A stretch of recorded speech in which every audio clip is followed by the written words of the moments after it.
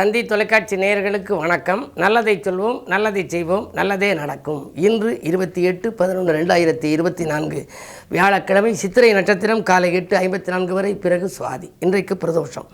நந்தியை வழிபட்டு நலம் காண வேண்டிய நாள். இன்று மாலை நேரம் பிரதோஷ நேரத்திலே அருகில் இருக்கும் ஆலயம் சென்று நந்தியம் பெருமானை வழிபட்டால் நல்லது நடக்கும். இன்றைக்கு நான் உங்களுக்கு சொல்ல இருக்கிற நல்ல கருத்து, திதி பார்த்து வழிபட்டால் விதி கூட மாறும் அப்படிங்கிற பற்றி சொல்ல போகிறேன். ஒரு முறை கவியரசர் கண்ணதாசன் அவர்கள் எங்கள் ஊருக்கு வந்தபோது நான் அவரை சந்தித்தேன்.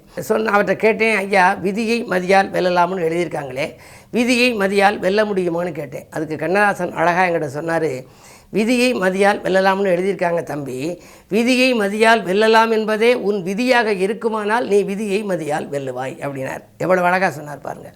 ஆக விதியை வெல்ல முடியாது, ஆனால் விதியினுடைய வலிமையை குறைக்கலாம்.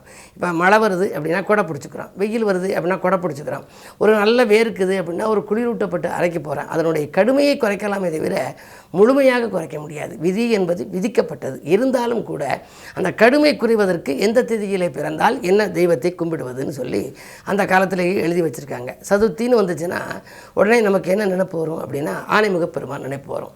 சதுர்த்திங்கிறது சங்கடகர சதுர்த்தியில் விரதம் இருந்தால் சங்கடங்கள் பூரா தீரும். எனக்கு தெரிஞ்ச ஒரு நண்பர் தன் மகளுக்கு கல்யாணம் ஆகலை, கொஞ்சம் நகையெல்லாம் வேண்டியது இருக்குனாரு. கற்பக விநாயகரை போய் கும்பிடுங்க அப்படின்னு. கற்பக விநாயகர் கும்பிடுற போது அதுக்குன்னு ஒரு கவசம், ஒரு பாடல் இருக்குது. அருகம் புல்லை எள்ளி ஆனைமுகன் உனக்களிக்க பெருகும் பொன்னை எள்ளி பெருமையுடன் தருபவன் நீ, உருகி மனமுருகி உனைத்தொழுது போற்றுகின்றேன் அருகில் வந்தம்மை ஆதரிப்பாய் கற்பகமேன அந்த பாடல். இந்த பொண்ணு அதை படிக்க அருகம் புல்லை எழுத்தான் நம்ம கொடுக்குறோம், ஆனால் அது பெருகும் பொன்னை தருமுனா. இந்த தீபாவளியை ஒட்டி ஒரு கடையில் ஒரு ஃபேன் வாங்கினாங்க. அதுக்கு ஒரு கூப்பன் கொடுத்தாங்க. 1200 ரூபாய்க்கு வாங்கின ஃபேன். அதுக்கு ஒரு கூப்பன். முதல் பரிசு 10 பவன் நகைன்னு இருந்துச்சு. அது எப்படி 10 பவுன் அதுக்கு கிடைச்சி, முதல் பரிசு கிடைச்சி. காரணம் என்னென்னா ஒவ்வொரு நாளும் அது படித்து உரிய இருந்துச்சு. அருகம் புல்லையள்ளி ஆனைமுகன் உனக்களிக்க பெருகும் பொன்னையள்ளி பெருமையுடன் தருபவன் நீ, உருகி மனமுருகி உனைத்தொழுது போற்றுகின்றேன் அருகில் வந்தம்மை ஆதரிப்பாய் கற்பகமேனு அந்த பாடல். இப்படி ஆனைமுக பெருமானுக்கு கும்பிட்டோம்னா எதை நினைச்சாலும் சாதிக்க முடியுமா? ஏனென்றால் தும்பிக்கையாலேயே நம்ம தூக்கிவிடக்கூடியவரான் கற்பகமூர்த்தி. ஐயா கற்பகமூர்த்தி கனவுகளை நனவாக்கும் கற்பகமூர்த்தின்னு சொல்லி அந்த பாடல்கள்லாம் உண்டு. அப்படிப்பட்ட ஆனைமுகனை எப்போ கும்பிடணும்? சதுர்த்தி திதியிலே பிறந்தவர்கள் சங்கரன் மகனாம் ஆனைமுகனின் அருளை தேடு. சஷ்டியில் பிறந்தால், சில பேர் சஷ்டியில் பிறந்திருப்பாங்க, சஷ்டியில் பிறந்தோர் சண்முகநாதனால் கஷ்டங்கள் விலகி கனந்தனம் குவியும்னு ஒரு பாடல். இன்னும் எல்லா திதிக்கும் இருக்குது. அஷ்டமிக்கு இருக்குது, ஏகாதசிக்கு இருக்குது, துவாதசிக்கு இருக்குது. எல்லா திதிகளுக்கும் உள்ள பாடலை உங்களுக்கு தொடர்ந்து இந்த தந்தி தொலைக்காட்சியிலே சொல்வேன் என்று சொல்லி இன்றைய ராசி பலன்களை இப்பொழுது பார்க்கலாம்.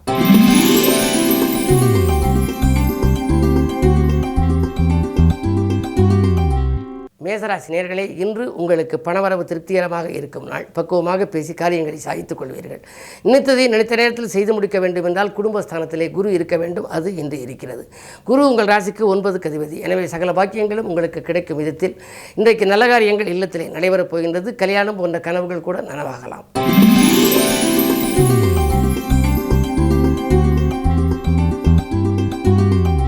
ரிஷபராசினியர்களே, உங்களுக்கெல்லாம் நட்பு விட்டு விரிந்து நலம் காணுகின்ற நாள். நாடு மாற்றங்களும் வீடு மாற்றங்களும் உண்டு. நண்பகலுக்கு மேல் ஒரு நல்ல தகவல் வரப்போகிறது. 3லே செவ்வாய் இருக்கின்றால் முன்னேற்ற பாதையில் அடியெடுத்து வைக்க உங்களுக்கு இடம் பூமி வாங்கும் யோகம் அல்லது வீடு கட்டும் யோகம் போன்றவைகள் கூட ஏற்படலாம். அதற்கான வழிமுறைகள் இன்று நடைபெறப் போகிறது.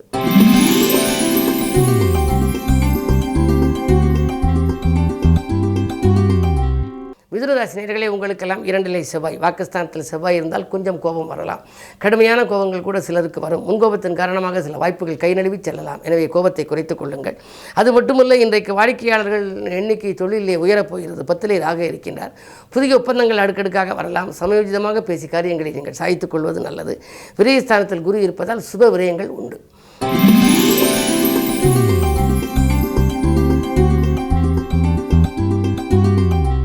கடகராசி நேயர்களே, உங்களுக்கு ராசியிலேயே செவ்வாய், அஷ்டமத்தில் சனி, செவ்வாய் சனி பார்வையும் இருக்கிறது.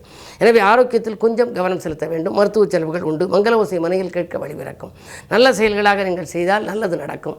எனவே இன்று குரு 11ல் இருப்பதனாலே அயல்நாட்டிலிருந்து உங்களுக்கு ஒரு ஆதாயம் தரும் தகவல் கிடைக்கலாம். வேலைக்கு விண்ணப்பித்தவர்களுக்கோ அல்லது வேறு ஏதேனும் தொழில் செய்ய நினைத்தவர்களுக்கோ அதற்கான முயற்சி கைகூடும். இன்று வியாழக்கிழமை என்பதால் குருவையும் வழிபட வேண்டும். பிரதோஷம் என்பதால் நந்தியையும் வழிபடுவது நல்லது.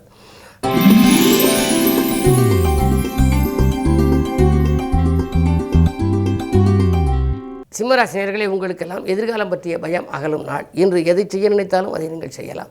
யோசிக்காமலும் நீங்கள் செய்யக்கூடிய செயல் கூட உங்களுக்கு வெற்றி கிடைக்கும். அஷ்டமத்தில் ராகு இருக்கிறாரே, அலைச்சல் ஏற்படுமோ என்று நீங்கள் நினைக்க வேண்டாம். 10ல் இருக்கும் குருவின் பார்வை 2லும் 4லும் பதிவதனாலே பெற்றோர்களின் ஆதரவும் உண்டு. தாயின் உடல்நலம் சீராகும். 2ல் இருப்பதனாலே உங்களுக்கு குடும்ப முன்னேற்றம் திருப்திகரமாக இருக்கும். பணவரவும் திருப்திகரமாக இருக்கும்.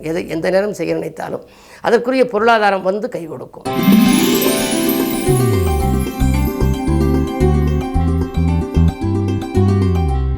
கன்னிராசி நேயர்களே, உங்களுக்கு ஜென்மத்தில் கேது. ஆன்மீக நாட்டம் அதிகரிக்கும். உதவும் குணம் உங்களுக்கு நிறைய உண்டு. எனவே இன்று நாடி வந்தவர்களுக்கு உதவி நலம் காண்பீர்கள். நாட்டுப்பற்று மிக்கவர்கள் உங்களுக்கு உதவிகரமாக இருப்பார்கள். உத்தியோகத்தில் கூட மறுக்கப்பட்ட சலுகைகள் இன்று கிடைக்கும்.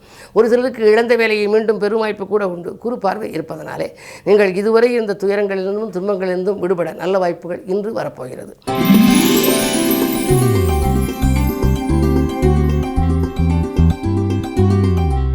துலாம் ராசி நேயர்களே, ராசியிலேயே சந்திரன் தொழில் ஸ்தானம் மிக வலிமையாக இருக்கிறது.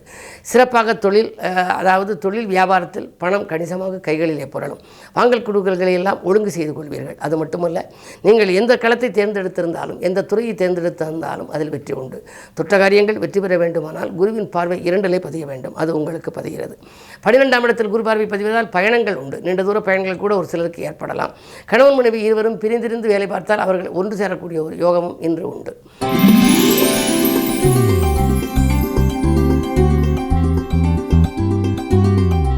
விருச்சிக ராசி நேயர்களே, உங்களுக்கெல்லாம் இன்று வியக்கும் தகவல் வீடு வந்து சேர்கின்ற நாள். விடிகாலையிலேயே நல்ல தகவல் வரலாம்.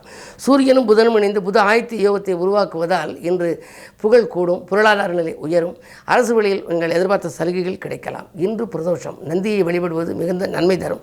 முன்னேற்றத்தின் முதல் படிக்கு செல்ல வேண்டுமானால் நந்திய பெருமானை தொடர்ந்து பிரதோஷத்திலே நீங்கள் வழிபட்டு வர வேண்டும். இன்று நந்திக்குரிய பாடல் சிவனாரை என்றைக்கும் சுமக்கும் நந்தி என்ற பாடலெல்லாம் இருக்கிறது. இப்படி ஏதேனும் பாடல்களை படித்து இன்று சிவாலயம் சென்று மாலை நேரம் நந்தியை கும்பிட்டால் சந்தோஷத்தை தக்க வைத்துக் கொள்ள இயலும். இந்த நாள் உங்களுக்கு ஒரு யோகமான நாள்.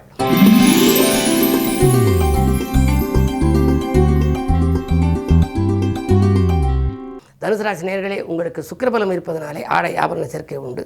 அதே நேரத்தில் உங்களுக்கு வரவேண்டிய தொகைகள் வந்து சேரும். படிப்படியான முன்னேற்றத்தை காணப்போகின்றீர்கள். விலகிச் சென்றவர்கள் விரும்பி வந்து இணைவார்கள்.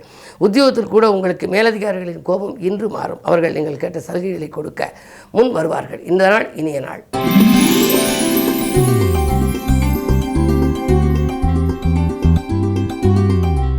மகர ராசி நேயர்களே, உங்களுக்கு குருவின் பார்வை ராசியில் பதிகிறது.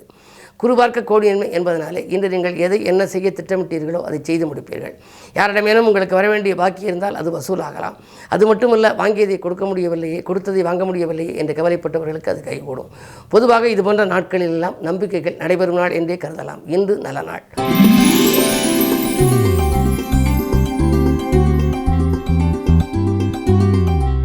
கும்பராசி நேயர்களே, உங்களுக்கு ஜென்மச்சனி என்றாலே ஓய்வு நேரத்தில் கூட உழைக்கும் வாய்ப்பு வரலாம். அது மட்டுமல்ல, உறவினர்கள் பகை அதிகரிக்கலாம். உடல்நிலையில் தொல்லைகள் வரும். விரயங்கள் கூடுதலாக இருக்கும். வருமானம் 1 மடங்கு வந்தால் விரயம் 2 மடங்கு ஆகலாம். இருந்தாலும் கூட உங்களுக்கு தைரியமும் தன்னம்பிக்கையும் தேவை. எதிர்மறை சிந்தனைகளை தவிர்த்து நேர்மறை சிந்தனைகளை மேற்கொள்ளுங்கள். மதியத்திற்கு மேல் உங்கள் மனக்கலக்கம் அகலும். பிரதோஷ வழிபாட்டில் கலந்து கொண்டால் பெருமைகள் கூடும்.